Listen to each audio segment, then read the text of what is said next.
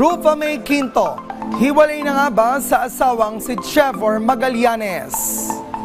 Usap-usapan sa social media ang posibleng hiwalayan ni Rufa May at Trevor matapos kumalat ang screenshots ng kanilang palitan ng mensahe. Sa posted private message sila, mababasang humihingi ng suporta si Rufa sa kanyang asawa para sa kanilang anak, na siya namang pinag-ugatan ng spekulasyon ng marami na hiwalay na ang mag-asawa, kaya may suportang hinihingi.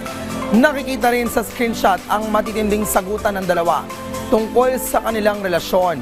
May report din na inaresto si Trevor sa Honolulu, Hawaii dahil sa trespassing.